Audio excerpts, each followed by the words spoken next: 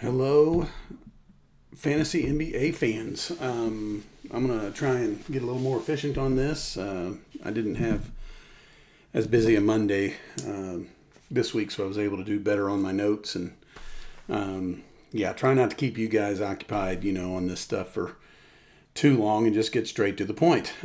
So first of all, 8-4 on the week. There is a league that kind of got thrown in here that is in a lot of turmoil. Lots of people left this week. I don't know if it's going to stick around. It's the one that I got, the Oklahoma City Thunder roster. And so now I feel as though 8-4, meaning 12 matchups per week, depending on some leagues that do the average matchup and some leagues that don't. It's not 12 leagues. That'll be kind of our watermark each week. And 8-4 is a pretty darn good week, I think. Again, for someone who doesn't, I've not watched a single NBA game this year. I don't get to. Just a lot going on, too busy. I'm really just following the numbers and, doing the best I can as far as projections. And I got some spreadsheets that we might get into at some point, but that's me just trying to do the best I can. In fact, there's one team I took over where I've made several trades, and there's one guy in the league who has just dogged every single one of them. He thinks that I'm just killing myself every single time. So I don't know. We'll talk about that when we get there. But the Oklahoma City team, that is this one right here. This is, I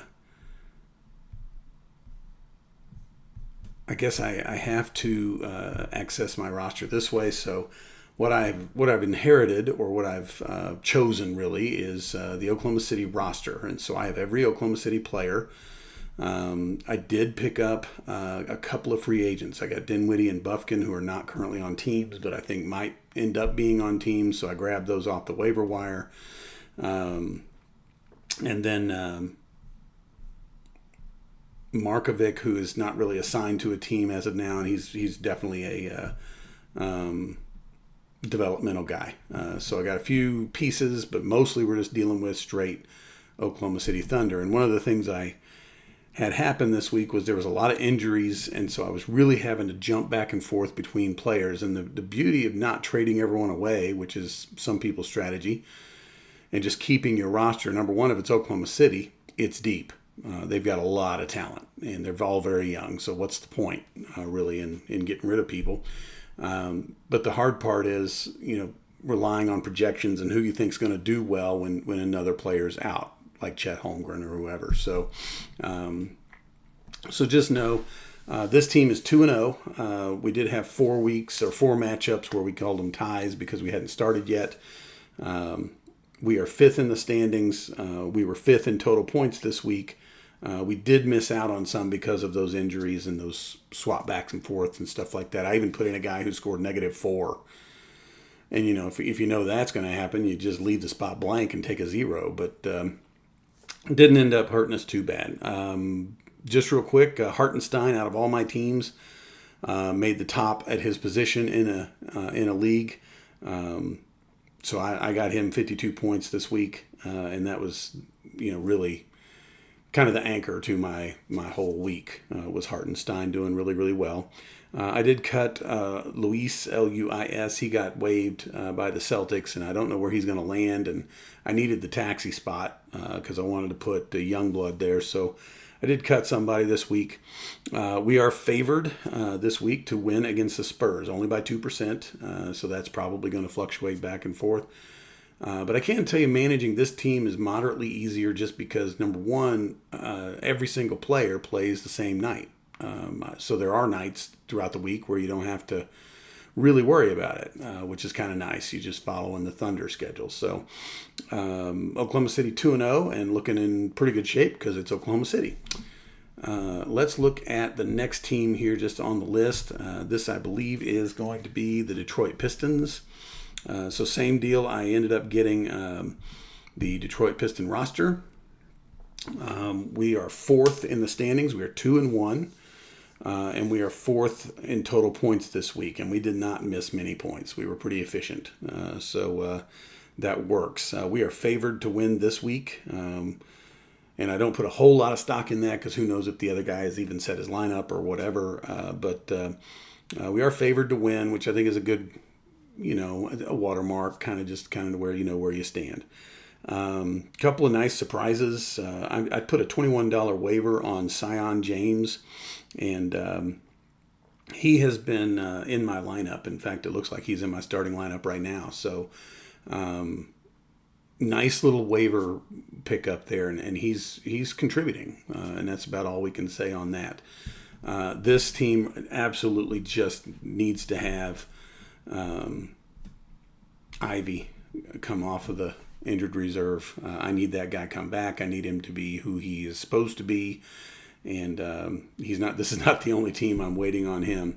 Did pick up Robinson Earl. This is the team I did trade away Tobias Harris for a first-round pick, and he's been hurt a little bit, and he just kind of seems like a headache to me. So if I'm going to have headaches, I'd rather it be young guys or just pieces that I can put in and have the first-round pick that's not going to get hurt, that's not going to get cut, that's not going to really lose value. It's only going to gain value.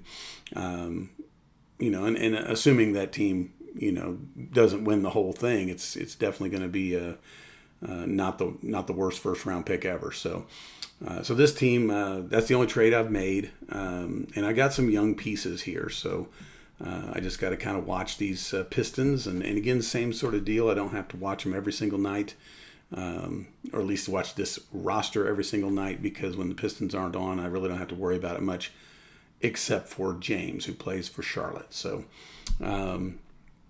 Pistons are looking okay. Let's move on to the next one, and that is going to be this 32-man Dynasty League. I took over this team. I called it Sleeperholics Anonymous. I made a huge trade in this league. I acquired De'Aaron Fox. And if you look at the trade here, just to put it on the screen, I traded away Sanders, who was on my taxi squad, Nembhard, who was on my taxi squad, and 3 first-round picks. I did get a couple of second-round picks back, but I kind of feel those are just throw-ins. And he's really just going to kind of be my anchor, if you will, at point guard. He's an 8-year player, so I'm going to get him for, let's call it another 4 or 5 years easily. And I like the fact that he's working with Wembanyama. I think that can only help him. It takes a lot of the heat off of him because he can just look inside and get the ball to him. So maybe overpaid, maybe didn't, don't know, don't care, to be honest. So I got De'Aaron Fox. We are 15th in the standings at 3-3. So as you would expect, we're kind of right in the middle. We were 9th in total points this week, and we did miss out on some points. We were a little inefficient. So I do feel like this team can, approach that. If 8 teams are making the playoffs, we might be able to approach that. See if we can sneak in there and then who knows what, get hot at the right time. But do have some trade pieces here. Davion Mitchell and Alvarado, who I spent $101 on waivers to get Alvarado, and I do feel like he's going to be some trade bait I can use, and I think Mitchell can also. He's going to be worthwhile until Tyler Herro gets back. So this team, again, just waiting for Tatum to come back next year, so we're in kind of a bridge year, and I don't really think in the long run I need to do much. I could probably keep a lot of pieces, throw Tatum in with that next year, and automatically my team is better. But you'll notice my draft picks are all second rounders now, and those are not necessarily, again, worth much. Just kind of depends on, maybe you get lucky and one of those teams does extremely horribly and wins the draft lottery or something, right? So Sleeperholics Anonymous. Let's jump to Sporty McSportball team. This one is 1-2. Looking here, we have lost both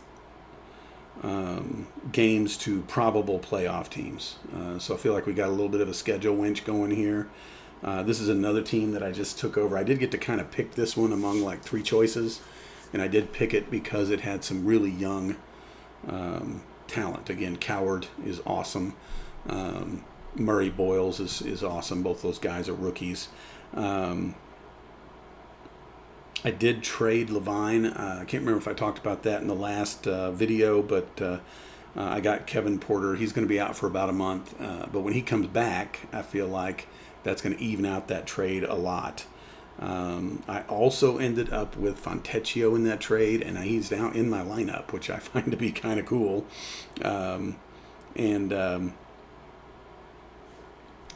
It seems like, Alvarado, I think I ended up with in that trade as well. So let's just go look at Fontecchio here real quick and look at history.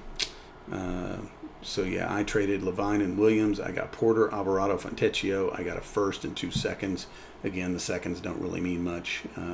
Although this one that's not assigned, these 2 that aren't assigned, could end up being decent picks if nobody ever picks those teams up. So I don't know. We'll see. I mean, I don't know how decent a pick can be in a 32-team league if it's the second round. So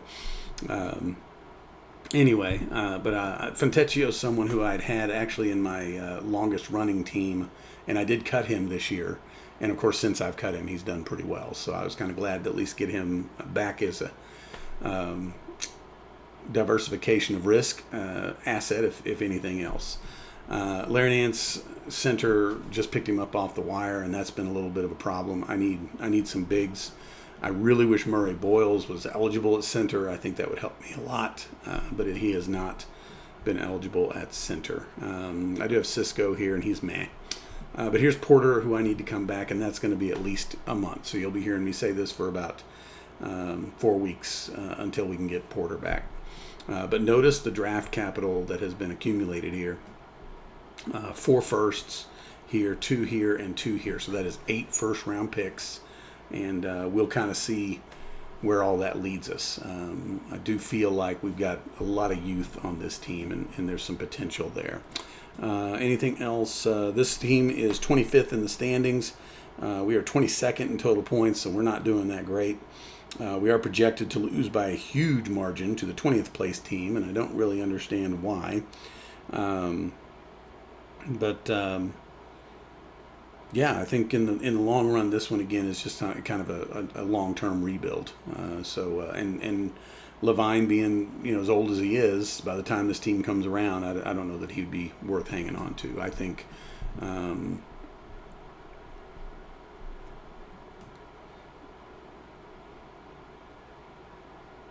Porter coming off IR is going to be kind of huge. If we can just finish middle of the pack on this team, I'll feel pretty good. I think we're moving on then to our Celtics team. So this is one that I ended up with the Celtics roster. Again, this one's definitely a bridge year kind of team.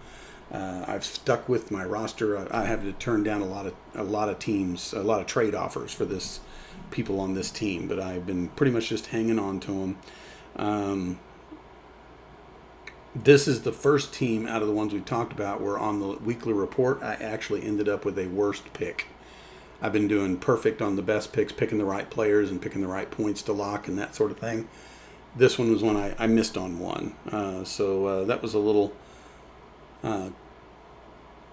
pleasant surprise because it looks like I'm doing the right things as far as picking my people. So I'm 11th in the standings, and I'm 9th in total points, and I'm pretty efficient on this one. If we can avoid injuries, it makes it kind of easy to just put in the studs and let them do what they do. So this team is 2-1, and it is favored to win this week over the Nets pretty heavily. So 3-1. I mean, I feel like we'll be doing pretty good if we just stick in there. This guy Minot, I think I've mentioned it before, but man, he's been a nice surprise. So without Tatum, you got to have people step up, and he's definitely been one of them. Have been leaning a little too much, I think, on Hauser, and I don't like it because not just necessarily this team, but I have him in almost like half my teams, and I don't like having to rely on him too much. He's just very vanilla. Hopefully that changes this year as the year goes on, so we'll see. I think, yeah, that pretty much covers the Celtics. Not a whole lot to say there. If we go down here to the 16-man redraft, so this is one that the whole roster is going to get thrown back at the end of the year, and we're gonna go back and draft again. Basically, there's no dynasty effect or draft picks or anything like that. And this one's one that doesn't let me see the roster, and I don't know why. But the Tulsa-Homa Boldorados, they are 1-2, and again have lost to two playoff teams, most likely. We are third in points this. We lost to a team actually that was third in points this week, and we were fifth. And there's 16 teams in the league, so we've had a little bit of a schedule winch, as they say. I did win the award this week for highest points in a loss. And I did have two worst picks. I could have actually scored more points had I picked the right people. I will say part of that was probably because I kept waiting for, I needed the breakout game from some people in order to stay with this guy, and it just never came. So in a typical week where I might have locked in some points, I decided this time, even though they were pretty close to their projected and pretty close to their average, I wasn't going for that. I was going for the big hit, and it just never came. So I'll take the two worst picks on this one. So we are 8th in the standings, which puts us right in the middle. I would point out for the season, we are 3rd in total points. So this team is looking really, really good, I think. And all we got to do is just keep grinding. I think that's going to be the best way to look at it. We are favored to win big this week, and we need Kobe White off of injured reserve. That is going to help out this team a lot.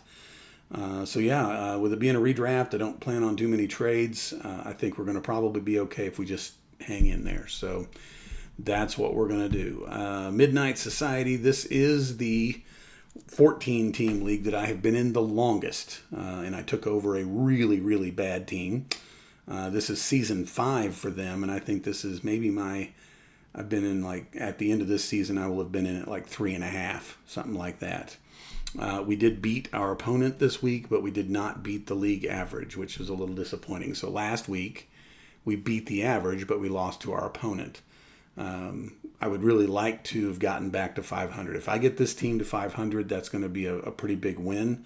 And I can tell you, as it relates to all these teams that we're doing here, we were, I think, very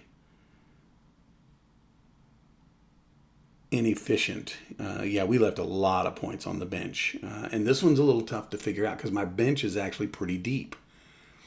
So this is the one league where I think if I'm making some wrong decisions, it's actually maybe okay because it means I've actually got options, which in the past I haven't always had.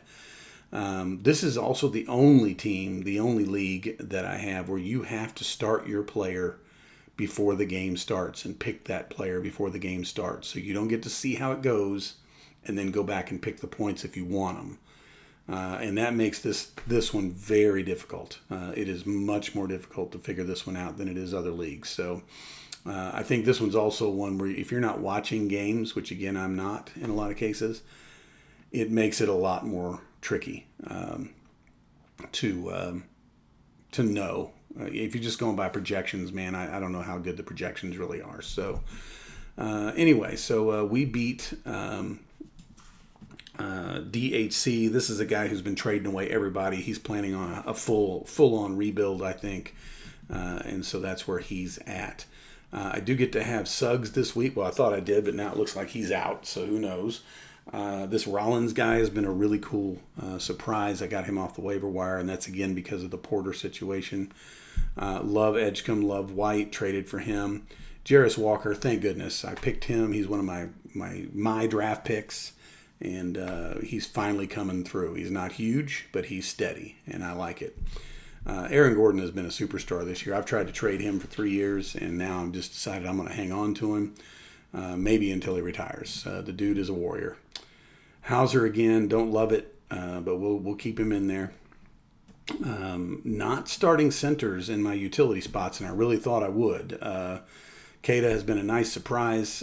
Clegane, of course, I picked him as well, so I'm really hoping those guys just keep hanging in there. But Westbrook has been in my lineup, and I have a feeling he might reappear. He's just been doing extremely well. I think Hardaway's time is coming, so I'm going to hang on to him. Love that I haven't had to necessarily have Robinson in there all the time. Would really love Vanderbilt to come out. He actually had a really good night, and of course I didn't have him in my lineup. Londale almost made the lineup this week, so I love that he's doing okay. Jackson, same thing. Look at this. Still don't have George, and we're doing okay. If he comes back and is Paul George, we've got a shot at making a little bit of a push here. Puelto's been hugely disappointing. I need Ivy off of the IL. He definitely needs to come back. And, look down here on the taxi squad. I got Kerrigan on the taxi squad, Lively on the taxi squad. I think this James guy who's in my lineup on some other teams is on my taxi squad here. So this team has definitely gotten deeper, which is good because notice there's no really depth here as far as draft picks goes. But again, it's a 14-team league, so these second and third round picks are not quite as worthless as, in some of those 32-team leagues and stuff. But anyway, this Outlaws team is 2-4, and if we could get back to 500, I feel like that'd be great. This week we're probably shooting for the league average. Just try and beat the league average. If we happen to beat our opponent, then so be it. And he's sitting at a projected total that's achievable. We've gotten there. We've been pretty close to that number already this year, so we'll see how that goes. Two more leagues to talk about here real quick. This one is 18-team dynasty that I think, again, took the place of a dynasty league I was in last year. And I really like it. This one, by the way, is 3-0. It is undefeated. And just some really nice talent sort of spread around. And Karl Anthony Towns, first-round pick, killing it.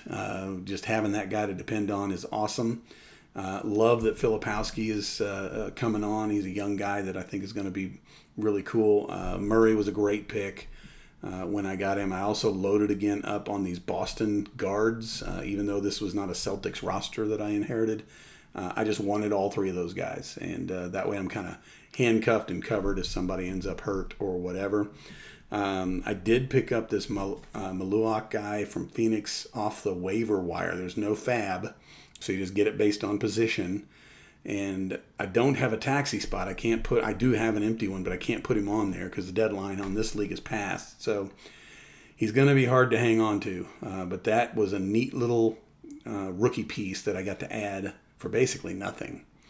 And then this is the team that has Kobe White and Tyler Herro that just need to come back. If we can get both of those guys back, Connect is sitting here on my taxi squad scoring points. Lots of trade pieces here on this team. I have marked a whole bunch of trade block guys for this Little Rock team. So we're 3-0. We're favored to win this week. And actually, I take that back. I'm getting this confused with my other team. I don't really have any trade ideas on this team. I think we just hang on to what we got. It was a startup dynasty, and I think I'm in pretty good shape. I've got all my draft picks. I don't really need to make any moves, I don't think. When you're undefeated, that's the advantage. We'll get to the trade guys next team. But we were 7th in total points this week. And we were okay on efficiency. We didn't leave a whole lot on the bench. And again, with these guys on IR, it's one of the reasons why, and with the efficiency we've had, we don't need to make any moves. We just hold tight, wait till those guys come back. So we are 3rd in the standings with our 3-0 record. I think that pretty much covers that. Last team, and this one's the one we do have some trade pieces on. Oklahoma Supersonics. This one is 1-2. Again, this was an orphan that I took over. And this one's the one where there's a guy in the league who hates every trade I make. I did trade Riseacre for Aldama and some pieces. This guy in the chat said he hated Aldama. I wanted to keep Risaker, but it's been a week or two, and this guy's been asking about Risaker, and he says he hated Aldama. I went and looked and did some research. Aldama's a 4-year guy. Risaker's a second-year guy, so youth is not really, that much of a factor between the two. There's always the chance, of course, Risaker's going to end up being, some kind of superstar, and that's a possibility. But Aldama's pretty solid, and I don't hate him, and this other guy did. So I just thought maybe I could get something out of him. He didn't have much, was a little bit of a disadvantage. I wanted a first-round pick. I did not get it. I ended up with some second-round picks and that sort of thing. So anyway, I'll take it. This is the team, though, where I traded Curry already, so I ended up with Sharp, and I ended up with Aldama, who are in my lineup right now. I have Pritchard. I'm trying to think if I ended up with him also in a deal. I think I did. He was in. It was Brown, Pritchard, Sharp, a first and a second for Curry and Mathurin in a couple of seconds. So, again, I just feel like there's not a whole lot really here with this team that I can do to screw it up. It has been horrible forever, and so I'm trying to make that better. So this one's the one where I have put Christie, Green, Schroeder. I have put on the trade block. I have lots of guards. I may end up having to cut Brown, and I don't really want to, but he's on the trade block. Green, I don't want to cut. He's the last piece of a couple of Boston Celtics rookies that I got rid of, Williams and Gonzalez, and I just didn't have roster space for him based on who I'm trying to keep. So may end up having to get rid of him, trying to trade Caruso, trying to trade Huerta, trying to trade Kuzma. These two guys are just rookies that are probably going to sit here forever on IR. And I've got Filipowski, who should be in my lineup, on my taxi squad, which makes things a little tricky. But again, notice here I got a couple of firsts here, and I've still got my firsts for the future. And I feel like I can probably make this team better than it was. And the guy who just hates my trades, I will be looking on the schedule for when I play him, and I really hope I beat the brakes off of him if I can. So anyway, that pretty much covers the NBA update for this week. 8-4 this week, doing pretty well. Just going to keep on grinding. I did come up with a spreadsheet idea that I kind of like. This one's just the Celtics one here. I like to take their week projected points and rank them. If you know your spreadsheets, it's pretty easy. And then I found that in some cases, I only get like 6 starters, and in some cases I get like 10, and it's hard in your brain to keep track of those, what league is how many starters. So I started putting down the positions that I think these folks are going to fill in my lineup, and I try to set every lineup that way to start the week, and then going into each night, if there's a guy playing on a Monday who's not necessarily scheduled for that spot, maybe I'll throw him in because the guy who's here is not playing till Tuesday, and just kind of wait and see. And if he ends up doing well, then that's a good problem to have, and I'll scramble some things around later. And if he ends up not doing well, then I'll just take him right back out, put the other guy back in for the next night, and that'll work out just fine. But yeah, I just rank them out based on how they look. It also tells you where you're maybe a little heavy on guards. If you got so many guards you can't fit them in all your spots, and maybe you're a little light on power forwards or something like that, and your 12th, 13th ranked guy is your power forward that's actually starting, and maybe you need to trade one of those guards for a better power forward, stuff like that. So that's been working out okay. Efficiency wise, I think it really helped. Just the one team where you have to pick the people before the game is really, really difficult. I'm struggling with that one. So hopefully I get better at it throughout the season. I think that covers the NBA update for week. What is this? Week 4? Week 3. This was week 3. We're going into week 4. Just I don't know. Keep grinding would probably be the best way to look at it. If you've got your handcuffs set and you've got your depth set on a particular roster, then ignore a lot of trade offers. If you're rebuilding an orphan, I think you get free reign. I think you get to do whatever you want. to make that league interesting and to keep that team, somewhat competitive, especially if it hasn't been competitive in the past. That'd be my advice for the week. I'll check back in again with you next week. Y'all stay safe out there.